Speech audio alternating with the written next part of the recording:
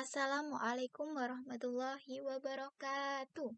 Halo semuanya, kembali lagi bersama saya, Mas Terry Raraningrum, mahasiswi dari program studi Tadris Matematika IAIN Metro Lampung, tahun angkatan 2022. Baik, di sini kita akan belajar bersama mengenai kalkulus pada submateri teknik integrasi. Nah, pada kesempatan kali ini kita akan membahas mengenai materi teknik integrasi dan integral. Jadi, di sini kita akan membahas apa sih itu teknik integrasi dan apa itu integral.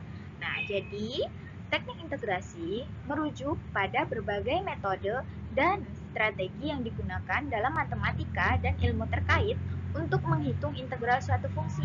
Nah, pertanyaannya, integral suatu fungsi itu apa? Nah, jadi integral merupakan inverse atau kebalikan dari diferensial. Pada materi sebelumnya, kita itu sudah belajar mengenai diferensial ya, atau turunan. Nah, sedangkan pada pembahasan kali ini kita masuk dalam pembahasan integral. Nah, dan integral itu adalah inverse atau kebalikannya dari diferensial atau turunan. Dalam artian lain, integral adalah anti turunan dari proses hitung diferensial. Jika dalam diferensial kita terlebih dahulu mengetahui pernyataan, kemudian mencari turunan, maka dalam integral kita mengetahui turunan terlebih dahulu untuk mencari pernyataan. Nah, pada teorema yang pertama atau teorema A, kita itu akan membahas mengenai aturan pangkat. Nah, gimana? Untuk aturan pangkat ini, teoremanya adalah integral x pangkat r dx sama dengan 1 per r plus 1 x pangkat r plus 1 plus c, di mana syaratnya adalah r anggota rasional dan r tidak sama dengan min 1. Kenapa tidak sama dengan min 1? Karena jika r sama dengan min 1 akan menghasilkan penyebutnya yaitu 0, di mana jika dia dalam bentuk 1 per 0 itu tidak akan terdefinisi. Oleh karena itu r tidak boleh sama dengan min 1. Nah, lalu jika dia dalam bentuk integral 1 per x dx itu aturan pangkat tidak berlaku. Nah, contohnya yaitu seperti ini ya. Jika dia bentuknya integral dx berarti ya sudah dimasukkan saja menjadi x plus c. Nah, misalnya integral 2 dx berarti dia integral 2x plus c. Seperti itu ya. Lalu contoh yang kedua yaitu integral x pangkat 3 dx sama dengan 1 per 4 x pangkat 4 plus c. Nah, ini sama, tinggal dimasukkan kepada teorema yang A atau aturan pangkat pada teorema yang A.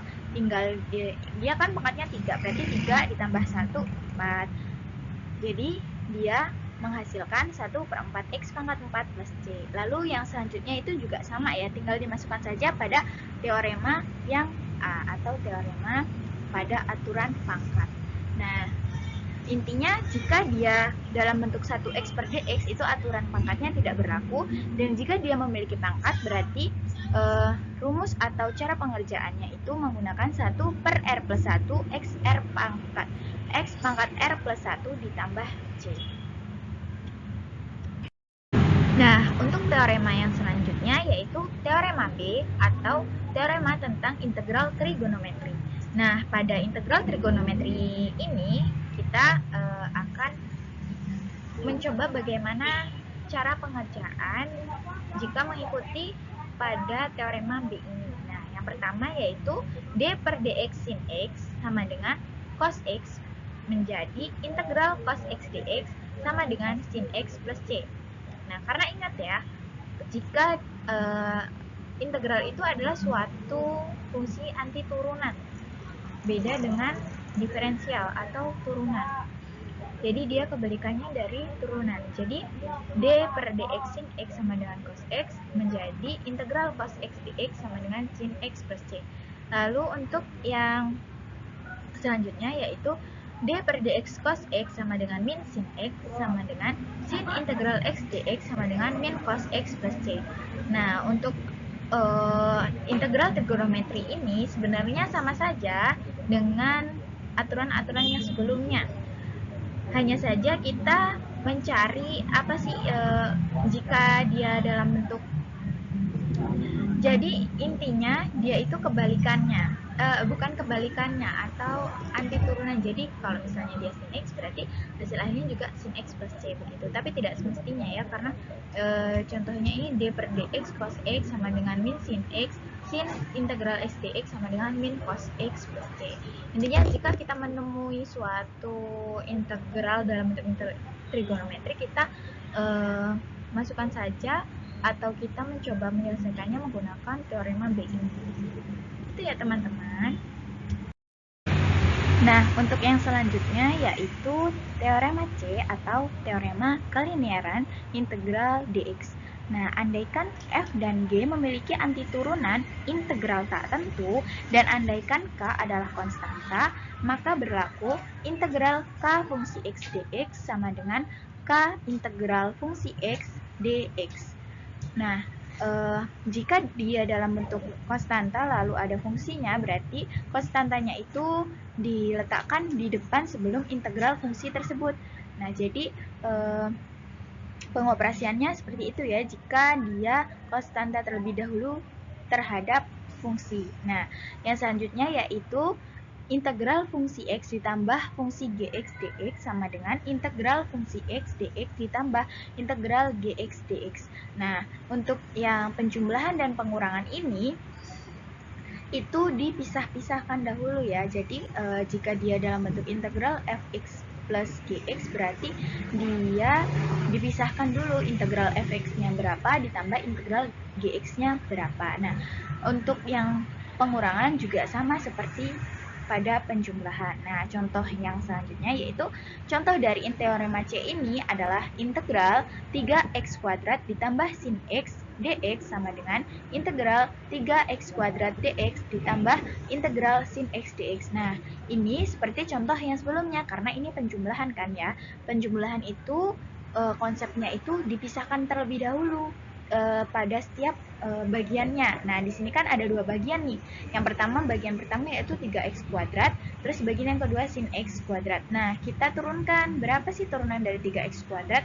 Turunannya yaitu x pangkat 3 ditambah C1. Nah, C1 dan C2 ini itu hanya pembantu untuk mencari C. Karena syarat integral tak tentu itu kan harus plus C ya. Nah, jadi dia 3x kuadrat itu diturunkan x pangkat 3. Nah, berarti x pangkat 3 plus C. Nah, terus ditambahkan sin x itu turunannya kan min cos x. Berarti dia min cos x plus C2. Nah, lalu hasilnya itu menjadi x pangkat 3 min cos x plus C. Seperti itu ya, teman-teman. Nah, untuk yang selanjutnya yakni teorema D atau aturan pangkat yang diperumum. Jadi teman-teman bisa lihat ya. Jadi untuk teorema D ini adalah andaikan G adalah suatu fungsi yang dapat didiferensialkan dan R adalah bilangan rasional yang bukan min 1, maka berlaku integral Gx pangkat R dikali G aksen X dx sama dengan Gx pangkat R plus 1 dikali Gx pangkat R plus 1 per R plus 1 plus C. Nah, untuk lebih mudahnya, teman-teman bisa melihat contoh yang telah saya sediakan ya.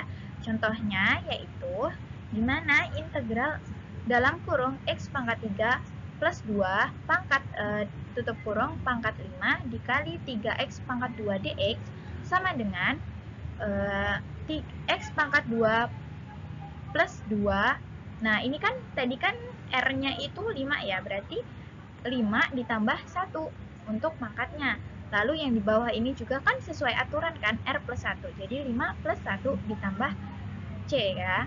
Jadi nilainya yaitu X dalam kurung X pangkat 2 ditambah 2 tutup kurung X pangkat 6 per 6 plus C sama dengan 1 per 6 X pangkat 2 plus 2 tutup kurung pangkat 6 plus C. Seperti itu ya teman-teman.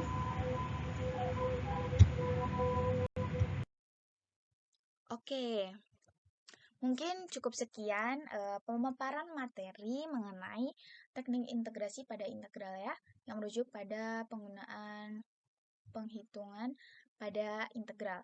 Nah, jika terdapat salah kata maupun penjelasan yang kurang jelas atau membuat teman-teman sekalian bingung atau runyam dengan apa yang saya jelaskan, saya memohon maaf yang sebesar-besarnya dan kepada Allah saya mohon ampun. Terima kasih telah menyimak video saya. Semoga bermanfaat dan ilmunya bisa teman-teman pakai. Cukup sekian dari saya. Saya akhiri, wabillahi taufiq wal hidayah. Wassalamualaikum warahmatullahi wabarakatuh. Sampai jumpa teman-teman. Sampai jumpa di pertemuan yang selanjutnya.